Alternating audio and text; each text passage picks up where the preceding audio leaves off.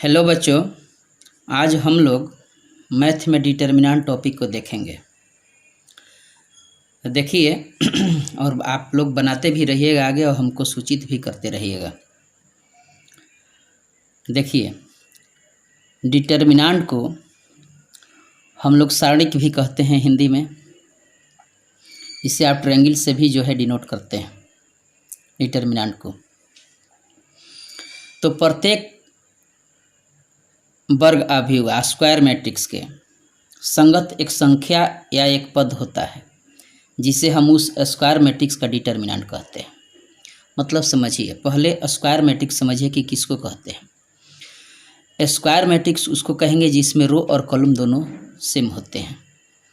जितने इसमें कॉलम हो उतना ही उसमें रो हो, उसे हम लोग क्या कहते हैं? स्क्वायर मैट्रिक्स कहते हैं। तो उस स्क्वायर मैट्रिक्स का एक कॉरेस्पॉन्डिंग नंबर होता है उसी स्क्वायर मैट्रिक्स का, और उस कॉरेस्पॉन्डिंग नंबर को हम लोग उस स्क्वायर मैट्रिक्स का क्या कहते हैं? डिटर्मिनेंट कहते हैं। अब देखिए, डिटर्मिनेंट को ऐसे डिनोट करते हैं, चाहे डिटर्मिनेंट ए द्वारा भी आप लिखते हैं, इसे ट्रायंगल द्वारा भी आप लिख सकते हैं, ऐसे ट्रायंगल का चिन्ह दे करके भी लिख सकते हैं। डिनोट हम लोग ऐसे करते हैं। अगर यह मैट्रिक्स है, मैट्रिक्स को हम लोग रेक्टेंगुलर बॉक्स में लिखते थे एलिमेंट को, ए बराबर ए बी सी डी है।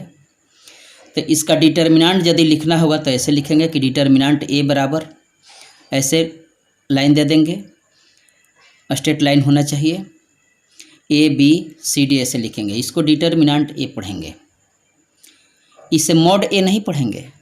क्या पढ़ेंगे? केवल डिटर्मिनेंट ए पढ़ेंगे। ध्यान में रखिए क्या लिखे हैं हम लोग कि मैट्रिक्स ए के लिए इसे जो है डिटर्मिनेंट ए पढ़ा जाता है, इसे मॉडुलस ए नहीं पढ़ेंगे। इसको क्या पढ़ेंगे? डिटर्मिनेंट ए पढ़ेंगे। अब बात समझिए आगे कि केवल स्क्वायर मैट्रिक्स का ही डिटर्मिनेंट होता है। अगर वह मैट्रिक्स स्क्वायर नहीं है तो उसके डिटर्मिनेंट नहीं होते हैं। मतलब कि जिसमें रो और कॉलम समान हो उसी का हम लोग डिटर्मिनेंट निकालते हैं, चाहे प्राप्त करते हैं। अब मान लीजिए कि यह मैट्रिक्स दिया हुआ है, ए बराबर ए बी सी डी ऐसे रेक्टेंगुलर बॉक्स में दिया हुआ है। तो इसका डिटर्मिनेंट ए बराबर हम लोग ऐसे लिखेंगे। अब यदि इसको एक संख्या के रूप में बनाएंगे तब इसमें से इसमें मल्टीप्लाई करेंगे और तब इसको जो है उसमें से घटा लेंगे। देखिए, चारों जो है यह ए बी सी डी जो है एक नंबर है। अब इसमें से घटा कर गुणा करके इसको घटाएंगे जब हम, तो A D minus B C होगा। देखिए, A D minus B C होगा। तो ए भी आपका क्या है? एक नंबर है, कोई संख्या है। तो यह संख्या जो है इसी डिटर्मिनेंट का एक कॉरेस्पॉन्डिंग नंबर है। इसे ही हम लोग क्या कहते हैं? डिटर्मिनेंट कहते हैं। ओके, अब आगे देखिए, determinant of matrix of order दो, माने दो ऑर्डर के मैट्रिक्स के लिए डिटर्मिनेंट ए बराबर, ऐसे अगर मैट्रिक्स लिखा हुआ है रेक्टेंगुलर बॉक्स में तो यह 2 गुने 2 ऑर्डर का मैट्रिक्स कहलाता है। कारण है कि इसमें देखिए 2 रो है और 2 क्या है? कॉलम है। मतलब कि यह 2 गुणे 2 ऑर्डर का डिटर्मिनेंट मैट्रिक्स कहलाएगा, इसको कहेंगे। अब इसका डिटर्मिनेंट लिखना होगा तो इसे लिखेंगे डिटर्मिनेंट ए, चाहे ऐसे भी डिटर्मिनेंट ए लिखेंगे, चाहे ट्रायंगल भी लिख सकते हैं। तीनों के द्वारा आप डिनोट कर सकते हैं। तो आप जब ऐसे लिखिएगा तो इसे ऐसे लाइन में, सीधा लाइन में लिख देंगे। और जब इसको एक संख्या बनाना होगा, हल करना होगा, तो ये पहले दाहिना हाथ चलाइएगा, ये बामा वाला जो है उसमें से घटा लीजिएगा। मतलब A11 minus A22, A11 into A22 minus A21 into A12, इसको घटाइएगा तो आप जो है इस मैट्रिक्स का आप एक डिटर्मिनेंट निकाल सकते हैं। इस ढंग से आप 2 ऑर्डर के डिटर्मिनेंट को आप हल भी कर सकते हैं। तो आप ऑर्डर समझ गए होइएगा कि अगर कोई मैट्रिक्स 2 गुने 2 ऑर्डर का है तो यह 2 जो हुआ वह आपका डिटर्मिनेंट का ऑर्डर बताता है। यह कितने ऑर्डर का डिटर्मिनेंट हुआ? तो 2 ऑर्डर का हुआ, क्योंकि इसमें 2 रो है और 2 क्या है? कॉलम है। कॉलम का संख्या माने कहने का अर्थ हुआ कि आप ऑर्डर ऑफ डिटर्मिनेंट कहिएगा कि ऑर्डर ऑफ डिटर्मिनेंट कितना होता है। तो ऑर्डर ऑफ डिटर्मिनेंट बराबर हम लोग क्या कहेंगे कि नंबर ऑफ कॉलम होता है, नंबर ऑफ कॉलम। या नंबर ऑफ क्या कह देंगे, नंबर ऑफ रो भी के ही इक्वल होता है। तो दोनों का मान तो 2 ही है। अगर यह 3 गुने 3 ऑर्डर का मैट्रिक्स रहता तो उसको हम लोग कहते कि 3 ऑर्डर का डिटर्मिनेंट है। एग्जाम्पल के रूप में देखिए थोड़ा सा कैसे हल करेंगे। मान लीजिए कि आपको यह डिटर्मिनेंट दिया हुआ है, कहता है कि इसको हल कीजिए, इसका मान निकालिए। तो देखिए यह 2 ऑर्डर का डिटर्मिनेंट है, तो इसमें आपको पहले दाहिना हाथ चलाना है। तो 2 में -1 से गुणा कीजिएगा तो क्या हो जाएगा, -2 हो जाएगा। और यह माइनस माइनस प्लस हो गया क्योंकि आपको घटाना था, तो माइनस माइनस प्लस 5 के 20 हो गया। 20 में से 2 घटा दीजिए तो कितना हो जाएगा, 18 हो जाएगा। जैसे इस डिटर्मिनेंट का आपको मान निकालना है, तो ध्यान में रखिए पहला हाथ जो है ऐसे दाहिना आपको चलाना है और इसको घटा लेना है। तो कॉस में कॉस से गुणा कीजिए तो यह कॉस स्क्वायर थीटा हो जाएगा। अब minus minus plus sine square theta हो जाएगा। आप सूत्र जानते हैं कि sine square theta plus cos square theta is equal to क्या होता है, 1 होता है। यही आपका आंसर हो जाएगा। जैसे मान लीजिए कि इसको आपको हल करना है, तो आप पहले ऐसे मल्टीप्लाई कीजिएगा, इसमें से यह घटा लीजिएगा। तो देखिए x square minus x plus 1 into x plus 1 minus x plus 1 into x minus 1 हो गया। अब इसे हल कीजिए तो देखिए a plus B into A square minus A B plus B square बराबर A cube plus B cube होता है। या इसे हल भी मल्टीप्लाई करके भी आप हल कीजिएगा तो उतना ही आ जाएगा। जिसे देखिए x इंटू एक्स स्क्वायर तो एक्स क्यू हो गया, x में इससे मल्टीप्लाई कीजिए तो माइनस एक्स स्क्वायर हो जाएगा, प्लस एक्स हो जाएगा। 1 से मल्टीप्लाई कीजिए तो प्लस एक्स स्क्वायर हो जाएगा, माइनस एक्स प्लस 1 हो जाएगा, माइनस ए प्लस बी ए माइनस बी, ए स्क्वायर माइनस बी स्क्वायर होता है। अब आप इसमें देखिए एक्स स्क्वायर कट रहा है, एक्स एक्स कट रहा है। हम कहे थे कि ए क्यू प्लस बी क्यू हो जाता है, तो देखिए एक्स क्यू प्लस 1 आ गया कि नहीं, तो एक्स क्यू प्लस 1 हो गया। अब माइनस इस माइनस से मल्टीप्लाई कीजिएगा तो यह माइनस एक्स स्क्वायर प्लस 1 हो जाएगा। तो आप हल कीजिएगा तो क्या होगा कि x Q minus x square plus 2, यही आपका क्या हो जाएगा, आंसर हो जाएगा। और एक देखिए क्वेश्चन दिया हुआ है कि ए बराबर यह मैट्रिक्स दिया हुआ है, कहता है कि साबित कीजिए कि डिटर्मिनेंट 2a जो है 4 इंटू डिटर्मिनेंट a के इक्वल है। तो पहले ए मैट्रिक्स जब दिया हुआ है तो पहले आप 2a का मान निकालिए, मतलब कि इसमें 2 से मल्टीप्लाई कीजिए। मैट्रिक्स में मल्टीप्लाई करना आप जानते हैं कि सभी एलिमेंट में आप करते थे। तो 2 से कीजिएगा तो यह 2 हो जाएगा, यह 4 हो जाएगा, यह 8 हो जाएगा, यह भी आपका क्या हो जाएगा, 4 हो जाएगा। 2a निकल गया। अब डिटर्मिनेंट 2a निकाल दीजिए। तो डिटर्मिनेंट 2a बराबर आप ऐसे लिखिए इसको कि 2 4 8 4। अब आप हल कीजिए इसे, दाहिना माइनस बावां, तो 4 दूनी 8, माइनस 8 चौके 32 हो गया। अब आप हल कीजिएगा तो माइनस क्या हो जाएगा, 24 हो जाएगा। अब मॉड ए का मान पहले निकालिए। तो ए बराबर इतना दिया हुआ है, इसका मॉड ए जब लिखेंगे, मॉड ए नहीं डिटर्मिनेंट ए, ऐसे इसको पढ़ेंगे, मॉड ए नहीं, इसको क्या पढ़ेंगे, डिटर्मिनेंट ए पढ़ेंगे। तो डिटर्मिनेंट ए बराबर इसको क्या लिखेंगे कि 1 2 4 2 लिखेंगे। और फिर इसको हल कीजिए तो यह 2 माइनस 8 हो जाएगा। 2 माइनस 8 इज इक्वल टू क्या होता है, -6 हो जाता है।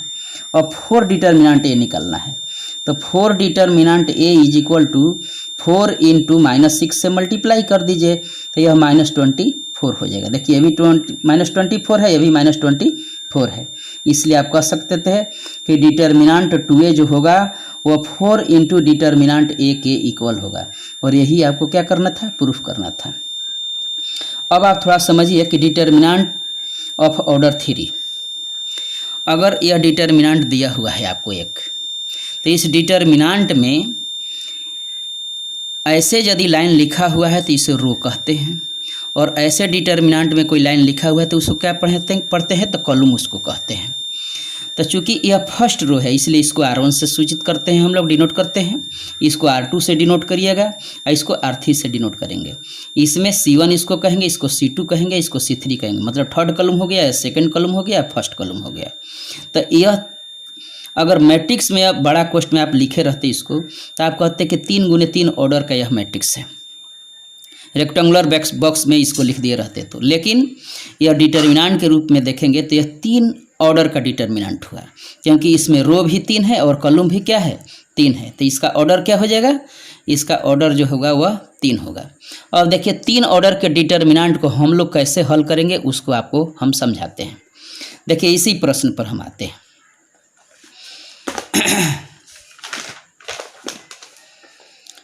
आपको दिया हुआ है कि triangle is equal to, determinant में है 3 - 4 5 1 1 -2 2 3 1 दिया हुआ है।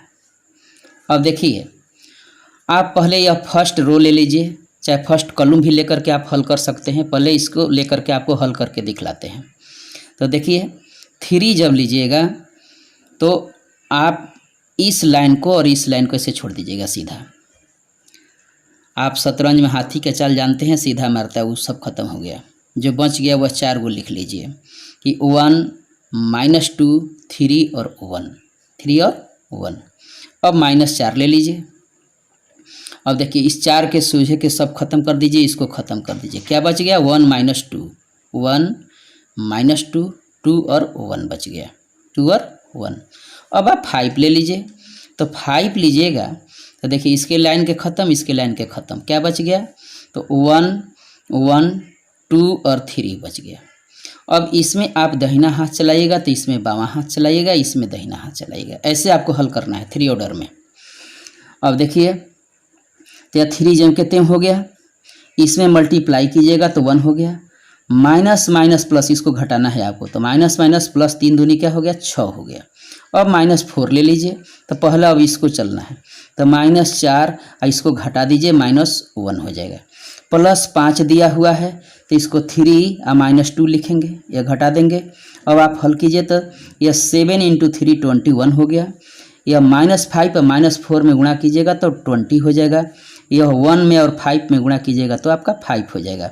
अब आप इसको हल कर दीजिए तो आपका 46 आपका आंसर हो जाएगा। अब देखिए ये तो हम आपको इसको लेकर फर्स्ट रो को लेकर के हल किए थे, इसको भी लेकर के हल कर देंगे।